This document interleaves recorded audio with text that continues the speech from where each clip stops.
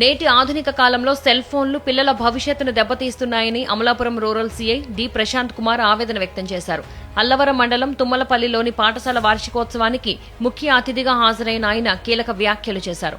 పిల్లలు నిద్రలో కూడా ఫోన్ చూస్తున్నట్లు ప్రవర్తించడం వారి మానసిక స్థితిపై తీవ్ర ప్రభావం చూపుతుందని హెచ్చరించారు. తల్లిదండ్రులు తమ పిల్లలతో నాణ్యమైన సమయాన్ని గడిపి వారి నుంచి ఫోన్లను దూరం చేయాలి అని సూచించారు.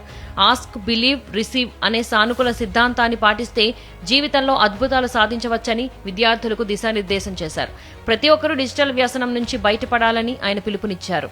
ఎంత కష్టమైనా కానీ మీ పిల్లల కోసం మీరు కొంత సమయం అనేది కేటాయించి వాళ్ళకి ఆ సెల్ ఫోన్ అనేది కొద్దిగా దూరం చేయగలిగితే మీరు కోరుకున్న కళలు అనేది మీ పిల్లల రూపంలో మీరు తీర్చుకోగలరని చెప్పేసి నేను ఆశిస్తున్నాను.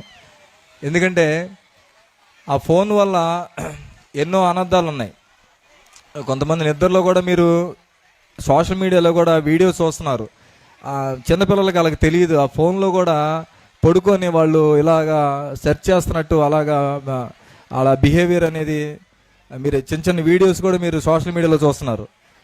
అదేవిధంగా దానివల్ల ఏమవుతుందంటే ఈ ప్రపంచానికి వాళ్ళు దూరం అయిపోయి తల్లిదండ్రులు ప్రేమ కానీ ఇంట్లో తాత ముత్తాతలు దానికి సంబంధించి అలాగ లవ్ అండ్ అఫెక్షన్కి దూరం అయ్యి వాళ్ళు వేరే ప్రపంచంలోకి వెళ్ళిపోవటం వల్ల మీ యొక్క విలువ అనేది వాళ్ళకి తెలియట్లేదు.